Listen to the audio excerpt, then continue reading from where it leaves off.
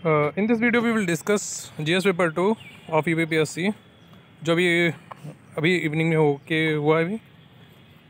ठीक है, तो इसमें जो पहला क्वेश्चन दिया हुआ है वो दिया हुआ कि नीति discuss the role of non governmental organisation in the process of policy formations, कि नीति निर्माण की प्रक्रिया में आपके सरकारी संगठनों की भूमिका की विवेचना जो क्या करिए कि नीति वो तुम्हारा जो ये कैसे इफेक्ट करता है।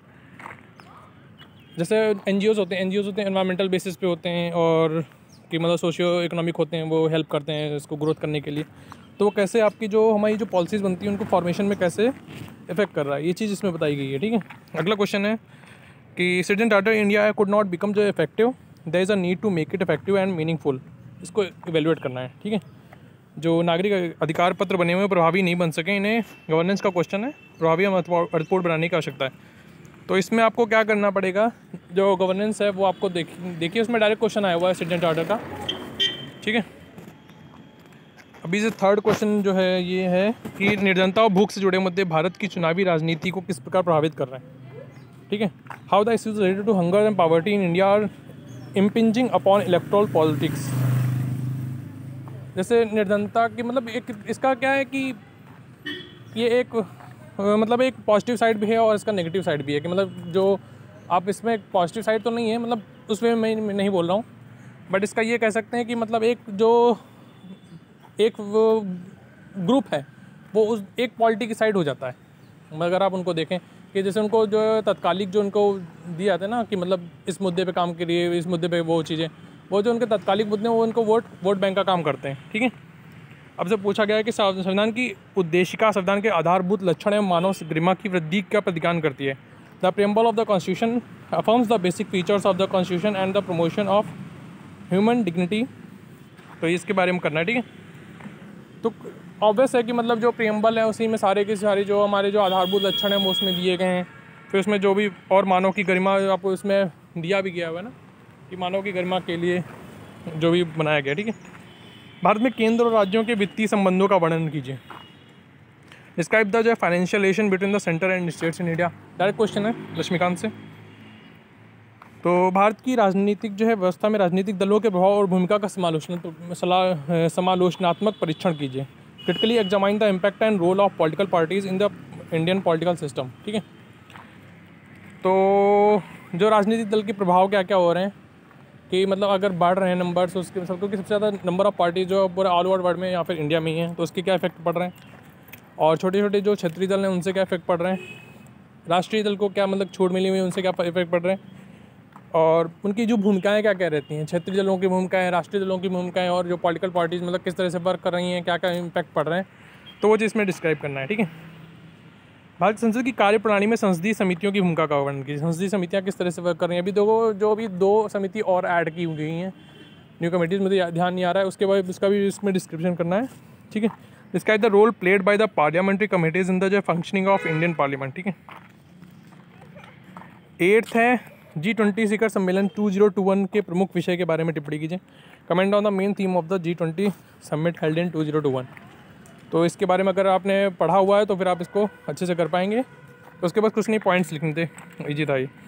भारत और नेपाल के मध्य जो है तनावपूर्ण संबंधों के पीछे चीनी कारक की भूमिका का विवेचना कीजिए। तो कि जो इसमें ये होता है कि जो अभी चीन ने कुछ पोर्शन जो हमारा गलवान घाटी का था वो ऑक्यूपाई किया है, मतलब जो भी वहाँ पे उसने आर्मी बेस बना रखा था, फिर उसके बाद फिर नेपाल ने भी स्टार्ट कर दिया। तो उस चीज़ के बारे में बताना है कि किस तरह से ये इफेक्ट कर रहा है। ठीक है, उत्तर प्रदेश की राजस्व व्यवस्था के मुख्य चुनौतियां क्या क्या हैं।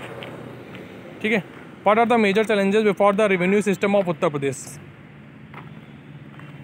जो यूपी की राजस्व व्यवस्था है उसके समक्ष मुख्य चुनौतियां क्या क्या हैं। ठीक है, एक जनतांत्रिक व्यवस्था में लोक सेवाओं की भूमिका का भारत के विशेष संदर्भ में विवेचना कीजिए। Discuss the role of civil services in democratic setup with special reference to India. तो इसमें कह रहा है कि लोक सेवा, हमारा गवर्नेंस का क्वेश्चन है। ठीक है, कि लोक सेवाओं की भूमिका जो है कैसे इम्पैक्ट कर रही है और उसके जो है पॉजिटिव एंड, अब देखिए अगर आपने पॉजिटिव इफेक्ट डालें तो फिर उसको नेगेटिव इफेक्ट जरूर डालिए। तो मतलब उसका कह रहा है कि विवेचना करनी है। ठीक है, तो ऑब्वियस करना पड़ेगा। सीबीसी का है, सीबीसी का आप गवर्नेंस में भी है, पॉलिटी में भी है आपका।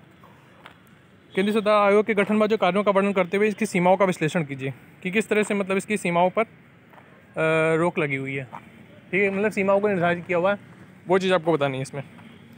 13 क्वेश्चन है, महात्मा गांधी राष्ट्रीय ग्रामीण रोजगार गारंटी अधिनियम गरीबों की गरीबी कम करने का अधिकार देता है। ठीक है, बहुत अच्छी स्कीम है ये।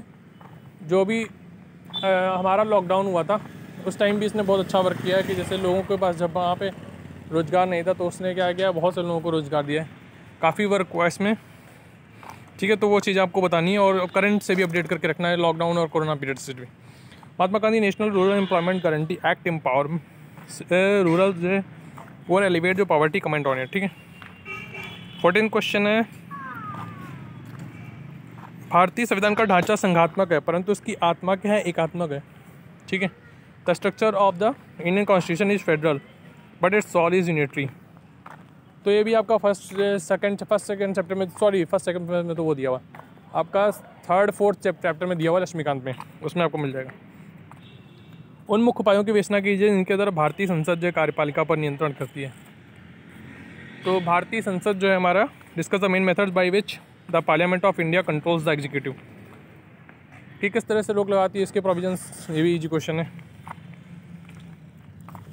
अब क्या है, analyse the problems that have restricted the succession of Panchayati Raj system in India, how far has the 73rd constitutional amendment been successful in countering these problems. ठीक है, तो इसमें क्या है कि सफलताओं को सीमित करने वाली समस्याएं, जैसे पहले क्या था कि डायरेक्ट उन तक वो जो भी हेल्प होती थी वो नहीं पहुंचती थी, वो कैसे वो चीज़ें डालनी है और कैसे उसको डिजिटलाइजेशन से उसको क्या क्या हेल्प मिली है, तो ये सारे इश्यूज़ आपको दिखाने पड़ेंगे। सार्वजनिक धन के संरक्षक के रूप में भारत के नियंत्रक एवं महालेखा परीक्षक की भूमिका का वर्णन कीजिए। Examine the role of the controller and auditor general in India as the custodian of public money. ठीक है,